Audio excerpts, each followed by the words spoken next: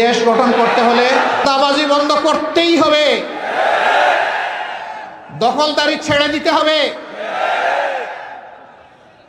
সন্ত্রাস করা যাবে না, দুর্বলের উপরে সবলের অত্যাচার চলতে দেওয়া হবে না। অফিস আদালত, মিল, ফ্যাক্টরি, ইন্ডাস্ট্রি, কোর্ট কাছারি সব জায়গা থেকে ঘুষ নির্মূল করতে হবে, বৈষম্য দূর করতে হবে। মালিক তার বিনিয়োগের মূল্য পাবে, শ্রমিক তার ঘামের মূল্য ঠিকমতো পাবে। কৃষক মাঠে ফসল ফলাবে, সে যেন তার উৎপাদিত ফসলের সত্যিকারের মূল্য পায়। আবার যে মজুর মাঠে কাজ করবে, সেও যেন তার ঘামের মূল্য পায়। এইভাবে দেশের উপর সমতা এবং সাম্য কায়েম করতে হবে। প্রিয় ভাইরা, তো সমতা হলো কোথায়? গোপালগঞ্জ বাংলাদেশের একটা জেলা, আর এই গাইবান্ধাও একটা জেলা। গাইবান্ধায় কি বিশ্ববিদ্যালয় আছে? মেডিকেল কলেজ আছে? কারিগরি মহাবিদ্যালয় আছে? কিছুই নেই। এগ্রিকালচার ইউনিভার্সিটি আছে? নাই। গোপালগঞ্জে কিন্তু আছে। গোপালগঞ্জে থাকুক, আমাদের কোনো সমস্যা নাই, এটাও বাংলাদেশের একটা জেলা। কিন্তু গাইবান্ধায় থাকবে না কেন? গাইবান্ধা কি বাংলাদেশের অংশ নয়? গাইবান্ধার মানুষের কি মুক্তিযুদ্ধ এবং এই 24-এর স্বাধীনতা সংগ্রামে কি কোনো অংশগ্রহণ নেই? গাইবান্ধার জনগণ কি দেশের উন্নয়নে অবদান রাখে না? যদি তাই হয়ে থাকে, তাহলে এই বৈষম্যের অবশ্যই আমরা অবসান চাই, স্পষ্টভাবে দাবি করি। আমাকে গাইবান্ধার কেউ কথা বলে নাই। আমি আমার বিবেক থেকে কালকে ছাত্রদের নিয়ে বসেছিলাম, ওদেরকে জিজ্ঞেস করেছি রাত্রে 12টার দিকে যে তোমরা বলো এখানে কি কি প্রতিষ্ঠান আছে। তারা যে প্রতিষ্ঠানের তালিকা আমাকে শোনালো, এই তালিকায় আমি যে কথাগুলো বললাম সেগুলো নেই। আমি নিশ্চিত হয়ে গেলাম এখানে এই প্রতিষ্ঠানগুলো নেই। আমি দাবি করছি এই সরকারের কাছে, এক থেকে যদি আর একটি উচ্চশিক্ষার প্রতিষ্ঠান গড়ে তোলার জন্য আপনারা পদক্ষেপ নেন, গাইবান্ধা যেন তার থেকে বঞ্চিত না হয়। যে কোনো একটা দিয়ে কমপক্ষে আপনারা শুরু করেন। অনেক জেলায় এখন এই প্রতিষ্ঠানগুলো হয়ে গেছে। তাহলে কি রাগটা এই জায়গায় যে গাইবান্ধার মানুষ একটু কোরআনকে ভালোবাসে? যদি এটা হয়ে থাকে তাহলে এটা চরম অন্যায়। জানি না আগামীতে আল্লাহ তাআলা বাংলাদেশের জনগণের জন্য দেশ পরিচালনার দায়িত্ব কার হাতে দেবেন, এটা আল্লাহ ভালো জানেন। আল্লাহ তাআলা যদি আমাদেরকে এর জন্য কবুল করেন, ইনশাআল্লাহ দাবি তো আমিই করে গেলাম, আমাদের কাছে আর আপনাদের দাবি করা লাগবে না ইনশাআল্লাহ। আর যদি অন্য কারো হাতে আল্লাহ তাআলা দেশ পরিচালনার দায়িত্ব দেন, তাহলে আজকে এই ডায়াসে দাঁড়িয়ে যেমন এই দাবি আমি উত্থাপন করেছি, তখনও আমি সেই দাবি উত্থাপন করেই যাব ইনশাআল্লাহ। আমি যদি মরে যাই, আমাদের দল করবে ইনশাআল্লাহ।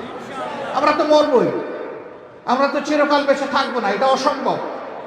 যেতেই হবে এই দুনিয়া ছেড়ে আমাদের। আমরা বৈষম্যহীন একটা বাংলাদেশ চাই, সকল ক্ষেত্রে বৈষম্যহীন। এই জেলাকে কেন্দ্র করে একটা চমৎকার এগ্রিকালচার বিশ্ববিদ্যালয় হতে পারে, কারণ এই জেলা কৃষি নির্ভর একটা জেলা। এই জেলা তার গর্বে এমন ফসল ধারণ করে যা সারা বাংলাদেশের মানুষের অংশ পায়। কৃষিতে যদি এখানে গবেষণা হয়, সারা বাংলাদেশ তার দ্বারা উপকৃত হবে। এখানকার ছেলেমেয়েরা অগ্রাধিকার ভিত্তিতে তারা এখানে লেখাপড়ার সুযোগ পাবে। আমরা এমন একটা বাংলাদেশ চাই, যেই বাংলাদেশে আমাদের ছেলেমেয়েরা লেখাপড়া শেষ করে তারা হতাশা আর বেকারত্ব নিয়ে কষ্ট পাবে না। কয়েক টুকরা মূল্যহীন কাগজ হবে না তাদের শিক্ষার স্বীকৃতি, বরং শিক্ষাটা এমন হবে, শিক্ষা মানুষকে মানুষ হতে শিখাবে। শিক্ষাটা এমন হবে, বৈষয়িক জ্ঞানে তারা সমৃদ্ধ হবে। এই জন্য শিক্ষার পাঠ চুকিয়ে বের হওয়ার আগেই তার হাতে তার কাজ চলে যাবে ইনশাআল্লাহ। এইভাবে আমরা যুবক যুবতীদের হাতকে কর্মের হাতে, কর্মীর হাতে পরিণত করবো ইনশাআল্লাহ। আর সেই তরুণদের হাতেই আমরা বাংলাদেশটা তুলে দিতে চাই। মুরব্বীরা কি রাগ করলেন আমার উপর যে এখনো বেঁচে আছে, আমাদেরকে মাহরুম করে তরুণদের হাতে তুলে দিলেন? একবার এক এলাকার কৃতি সন্তানকে এলাকার জনগণ সম্বর্ধনা দিচ্ছে, দীর্ঘক্ষণ ধরে তার অনেক অ্যাপ্রিসিয়েশন, প্রেইজ হলো, প্রশংসা হলো। বাবা দেখলো, হায় রে, আমার নামটা একবারও তো কেউ নিল না। বক্তৃতা শেষে এখন প্রধান অতিথি তার হাতে ট্রফি দিবেন। এই লোকটা সামনে গিয়ে বলল, বিনয়ের সাথে অনুরোধ করি আমাকে এক লাইন কথা বলতে দেন। বলছে, আপনি কে? বলে যে ওই এক লাইনে আমি পরিচয় দিয়ে দেবো আমি কে। উনি দাঁড়িয়ে বললেন, সবাইকে ধন্যবাদ আমাকে সময় দেওয়ার জন্য। এতক্ষণ যে সন্তানের আপনারা প্রশংসা করেছেন, দেখতে হবে ছেলেটা কার। আল্লাহু আকবার। বুকের দনকে তিনি আবার বুকে কবুল করে নিলেন। বাপ সেই বাপই সার্থক বাপ, যেই বাপ তার ছেলের উন্নয়নে খুশি হয়, প্রশান্তি লাভ করে, গর্ব অনুভব করে, সেই সঠিক বাবা। তাহলে আমাদের তরুণদের হাতে যদি আমরা দেশটা তুলে দেই, তাহলে কি আমরা সেই বাবা হতে পারবো না? অবশ্যই হতে পারবো। 2 নম্বর আরেকটা সান্ত্বনার জায়গা আছে। 25 বছরের একজন যুবকও কিন্তু বুড়ো হতে পারে, যদি সে প্রত্যেকটা কাজে ভয় পায় যে এটা আমি পারবো না, এটা আমি পারবো কিনা, এটা অসম্ভব। আবার 90 বছরের একজন বয়স্ক মানুষও যুবক হতে পারেন, যদি তিনি যে কোনো চ্যালেঞ্জ সামনে আসার পরে বলেন যে ইনশাআল্লাহ অন্য কেউ পারলে আমিও এটা পারবো। আমি আল্লাহর কাছে চেয়েছি, আল্লাহ তুমি আমার বুড়া বানাবা না, আমার চুল পাকক, ব্রো পাকক, দাড়ি পাকক, কোনো আপত্তি নাই, কিন্তু আমার কল্পটাকে তুমি জোয়ান বানাইয়া রাখো। আপনারা সবাই সেই জোয়ান হতে রাজি আছেন? তাহলে সবাই তরুণ, এখানে আর হেরে যাওয়ার তো কোনো জায়গা থাকবে না। আলহামদুলিল্লাহ, বয়স্ক তরুণ আর কম বয়সী তরুণ আমরা মিলে ইনশাল্লাহ এই দেশটাকে গড়বো, আল্লাহ চাইবেন। আর কি করব আমরা? আপনারা জানেন, সাদাবাজি আমাদের মেজাজের সাথে, চরিত্রের সাথে যায় না, দখলদারি যায় না। আল্লাহ তাআলা যদি এই দেশের দায়িত্ব আমাদেরকে দেন, এই 2 ঘৃণিত জিনিস আমরা বন্ধ করে দেব। তবে হ্যাঁ, একজন নাগরিক, ইনি কৃষক, ইনি মুটে মাঝি মজুর, ইনি অফিসের একজন কর্মচারী কিংবা রাষ্ট্রের একজন কর্মকর্তা, যে পর্যায়ে তিনি হন, তিনি যাতে তার মর্যাদা অনুযায়ী সমাজে সম্মানের সাথে বসবাস করতে পারেন, অবশ্যই তার জন্য সেই ব্যবস্থা নিশ্চিত করতে হবে। এটা রাষ্ট্রের দায়িত্ব। একজন মানুষের কত লাগে, হাওয়া মা চাইনি, এ পেটে কত কিছু ঢুকাতে হবে, আমার ঢুকাতে পারে না। যে বস্তা বস্তা টাকা ব্যাংকে রাখার সাহস করে না, কারণ ধরা পড়ে যাবে যে এই টাকা পেলা কোথায়। বিদেশে চুরি করে কিছু পাল, আর কিছু নিজের কাছে গর্তের মধ্যে রেখে দেয়, কিন্তু যখন বিপদ আসে তখন সেই টাকা কখনো আগুন দেয়, আর কখন সমুদ্রে অথবা নদীতে নিয়ে ফেলে দেয়, কপালে জুটে না। অবশ্য এইরকম দুর্বৃত্ত যারা, তাদের চাইতে তাদের শ্বশুর বাড়ি সবসময় থাকে ধনী। শালীর নামে, শালার নামে, শাশুড়ির নামে, অমুকের নামে, শালার বউর নামে, তমুকের নামে, সবগুলোর নামে সম্পদ করে। এরপরে তার বিপদ যখন আসে বলে, দুলাভাই যে কায়দাই করুন না কেন, এখন কিন্তু সম্পদ আমাদের, এখন আর আপনার না। কাজে এই দুলাভাইয়ের কপালে ওই হারাম সম্পদ জুটেও না। আমরা ওই হারাম সম্পদ নয়, বরঞ্চ হালাল সমৃদ্ধ সম্পদ দিয়ে দেশের মানুষ যাতে সম্মানের সাথে বসবাস করতে পারে, সেই রকম একটা সোসাইটি ইনশাল্লাহ আমরা দুনিয়ার বুকে উপহার দিতে চাই। বিচার, মানুষের দুনিয়ায় 2টা শেষ ঠিকানা ধরে নেওয়া হয়। মৃত্যুর আগে অসুস্থ হলে হাসপাতাল, আর নির্যাতিত হলে আদালত। 2 জায়গায় মানুষ এখন শান্তি পায় না। আমি একজন চিকিৎসক হয়ে আমি লজ্জার সাথে বলছি, 2 জায়গায় শান্তি পায় না। কারণ আমরা মানবতা শিখাইনি তো। যারা শিক্ষিত হয়েছে তারা ধরে নিয়েছে তার বাবা আর তার কৃতিত্ব হচ্ছে তার এই শিক্ষা, বাবার অর্থ আর তার মেধা। সে ভুলে গিয়েছে আজকে এই মেধাবী, এই মেধার বিকাশ ঘটার পিছনে এই দেশের একজন ভিক্ষুক ভাই কিংবা বোনের অবদান রয়েছে। সারাদিন দাঁড়ে দাঁড়ে হাত পেতে পেতে জনে জনে যেটুকু ভিক্ষা পায়, সন্ধ্যার সময় তারও পেট আছে, তারও পিঠ আছে, কিনতে যায় দোকানের মধ্যে। আপনাকে যেমন ভেট দিতে হয়, তাকেও তেমন ভেট দিতে হয়। সেই ট্যাক্সের টাকা আলাদা করে রাখা হয় না, রাষ্ট্রের ট্রেজারিতে একাকার হয়ে যায়। তুমি যে প্রাইমারি স্কুলে পড়েছো, আমি যে প্রাইমারি স্কুলে পড়েছি, এই যে হাই স্কুল, এই যে সরকারি দেওয়া বিল্ডিংগুলা, তার প্রত্যেকটি ইট, বালি, নুড়ি, এই সব কিছু পানির সাথে, শ্রমিকের হাতের সাথে ওই ভিক্ষুকের ট্যাক্সের টাকাও লেগে আছে। সুতরাং তুমি দায়বদ্ধ এদেশের প্রত্যেকটি মানুষের কাছে। এই অনুভূতি যদি জাগত, তাহলে মানুষ শিক্ষিত হয়ে ডাকাতি করত না। শিক্ষিত মানুষের হাত ডাকাতের হাতে পরিণত হতো না। একজন ডাকাত খুব বেশি সম্পদ ডাকাতি করতে পারে না, কিন্তু একজন শিক্ষিত ডাকাত কলমের কুচায় বিলিয়ন ডলার ডাকাতি করতে পারে। ওই শিক্ষার পুরো মডেলটাকে পাল্টে দিতে হবে, যাতে মানুষ নিজেকে মানুষ হিসাবে গড়ে তোলার জন্য চেষ্টা করে। আর সেই সমাজটাই হবে মানবিক সমাজ ইনশাআল্লাহ। সম্মানিত ভাইয়েরা, এই সমাজকে আপনারা সবাই চান। চাইতে গেলে এখন দুইটা কথা আসবে। জামাত যদি ক্ষমতায় যায়, মহিলাদেরকে ঘরের ভিতরে ঢুকিয়ে বাইরে তালা মেরে দেবে, বাইর হইতে দেবে, বলে না মাঝে মাঝে। আরেকটা বলে যে এই দেশে যারা মাইনরিটি সম্প্রদায় আছেন তাদেরকে একদম কচু কাটা হবে, এগুলা বলে না? বলে। এখানে আমাদের একজন বন্ধু ভাই, তিনি বক্তব্য রেখে গেছে, বাবু মিলনচন্দ্র ভট্টাচার্য। তিনি হিন্দু বৌদ্ধ খ্রিস্টান ঐক্য পরিষদের একজন দায়িত্বশীল নেতা।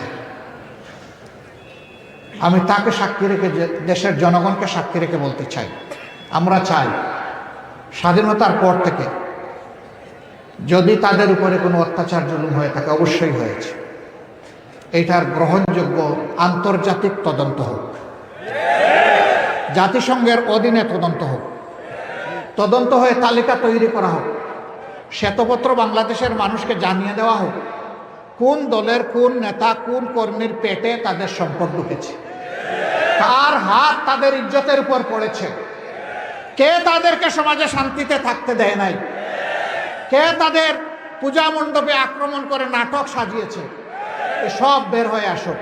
আমরা সেই তদন্তে সর্বাত্মক সহযোগিতা করব। দুর্ভাগ্যক্রমে আমি কিংবা আমাদের দলের কেউ যদি দুর্বৃত্তের তালিকায় ওখানে উঠে আসেন, আমরা আইনের হাতে তাদেরকে তুলে দেব। আমরা দায়িত্ব নিয়ে এই কথা বলছি। যারা মুসলমান, যারা হিন্দু, যারা বৌদ্ধ, যারা খ্রিস্টান, এই চার ধর্মের লোক আমরা বসে বসে যুগ যুগ ধরে এখানে বসবাস করছি মিলেমিশে। সকলের চোখের সামনে আমাদের সহকর্মীদের চলাফেরা, আমাদের সহকর্মীদের চরিত্রের সার্টিফিকেট দেওয়ার জন্য ভালো মন্দ যেটাই হোক, তারাই যথেষ্ট। তাদের বিবেকের কাছে, বিবেকের আদালতে আমি এই বিচারটা ছেড়ে দিলাম। তবে এর আগে আমার কথা আছে, একটা মানুষ একই দেশে জন্মগ্রহণ করে হিন্দু হওয়ার কারণে, বৌদ্ধ হওয়ার কারণে, খ্রিস্টান হওয়ার কারণে মাইনরিটি হবে কেন? আমরা ওই মেজরিটি মাইনরিটির ওই চাল আমরা মোটেই মানি না। এটা জাতিকে বিভক্ত করার আরেকটা ঘৃণ্য ষড়যন্ত্র। মানুষ মিলেমিশে বন্ধুসুলভভাবে পরস্পর প্রতিবেশী হয়ে থাকবে, পরস্পরকে লাগিয়ে দেওয়ার জন্য এটা একটা শয়তানি চক্রান্ত। আমরা এটা মানি না, একবারেই মানি। আমরা বলেছি এই দেশে যারাই জন্মগ্রহণ করবে ধর্মের ভিত্তিতে তার কোনো বিভাজন আমরা মানি না। সকলেই দেশের গর্বিত নাগরিক, অধিকার সকলেরই সমান। যদি মসজিদ পাহারা দেওয়ার প্রয়োজন না হয়, তাইলে মন্দিরও পাহারা দেওয়ার প্রয়োজন হবে না ইনশাআল্লাহ। সকলে তার নিজের জায়গা থেকে নিরাপত্তা ভোগ করে। এবার মহিলাদেরকে তালা মারা, আমাদের মা বোন নাই, আমরা কি তাদেরকে তালা মেরে ঘরে রাখি? তারা সমাজের বিভিন্ন সুখে দুঃখে তারা অংশগ্রহণ করে না? দেশের উন্নয়নে তাদের কোনো অবদান নেই?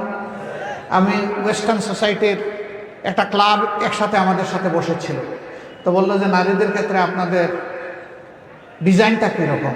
আমি বললাম যে আমার বউ আমাদের ডিজাইন। বলছি আপনার বউ, আপনাদের স্ত্রী, আপনাদের ডিজাইন কেমনি? কারণ সে একজন চিকিৎসক এবং সে একজন সংসদ সদস্য ছিল। কোথায় আমরা তো আপনাদেরকে সো কনজারভেটিভ মনে করি। আমরা যে এটাই বাস্তবতা। আমি অন্যকে দিয়ে উদাহরণ দিলাম না, আমাকেই দিয়ে উদাহরণ। তিনি চিকিৎসক হিসাবে সমাজে দায়িত্ব পালন করেছেন, তিনি সংসদেও সংগঠনের পক্ষ থেকে তার যোগ্যতা অনুযায়ী দায়িত্ব পালন করেছে। আমরা আমাদের মাদেরকে পরিষ্কার বলতে চাই, যারা আপনাদের ইজ্জতকে তাদের কাঁচামাল মনে করে তারাই আপনাদেরকে আমাদের ব্যাপারে ধোঁকা দেয়। আমরা কথা দিচ্ছি, ওই রাষ্ট্রে যদি আল্লাহ আমাদেরকে দায়িত্ব দেন, তাহলে আপনারা আপনাদের মেধা এবং যোগ্যতা অনুযায়ী সমাজের সকল ক্ষেত্রে অবদান রাখবেন। কারণ নবী করিম সাল্লাল্লাহু আলাইহি সাল্লাম যুদ্ধের ময়দানেও আপনাদেরকে সুযোগ করে দিয়েছিলেন যুদ্ধ করার জন্য। এর চাইতে বড় ঝুঁকিপূর্ণ কাজ আর মানব জীবনে কিছুই নেই। রসুলের স্ত্রীগণ উম্মতের শিক্ষক ছিল। রাষ্ট্রীয় গুরুত্বপূর্ণ কাজে তাদের সাথে রসুল করিম সাল্লাল্লাহু আলাইহি সাল্লাম এবং খুলাফায়ে রাশিদিনের নিয়ামতেরা তারা পরামর্শ করতেন।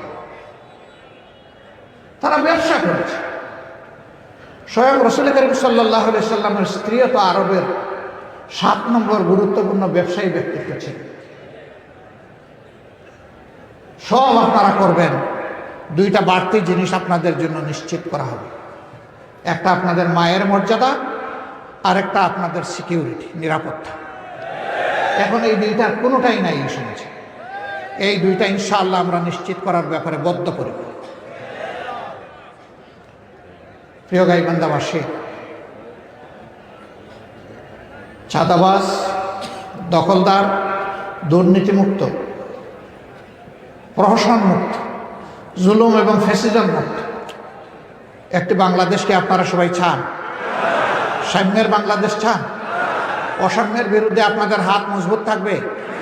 তাহলে তৈরি থাকুন, আপনাদেরকে আরও অনেক চ্যালেঞ্জ মোকাবিলা করতে হবে। কারণ এই আগাছাগুলা সমাজ থেকে এমনি এমনি সরে যাবে না। ওদেরকে সরাতে হলে অনেক জায়গায় আপনাদেরকে ত্যাগ স্বীকার করতে হবে। সেই ত্যাগ স্বীকার আপনারা পারবেন? আমি আপনাদেরকে অনুরোধ করব, কোনো চাঁদাবাজের প্রশ্রয়দাতা আশ্রয়দাতা আপনারা হবেন না। কোনো দখলদারের প্রশ্রয় এবং আশ্রয়দাতা আপনারা হবেন না। কোনো দুর্নীতিবাজের আশ্রয় এবং প্রশ্রয়দাতা হবেন না। কোনো দুর্বৃত্তের আশ্রয়দাতা এবং প্রশ্রয়দাতা আপনারা হবেন না। বরঞ্চ আপনারা সমস্ত মানুষকে সম্মানের সাথে বুকে ধারণ করবেন। তার দলও দেখবেন না, তার মতও দেখবেন না।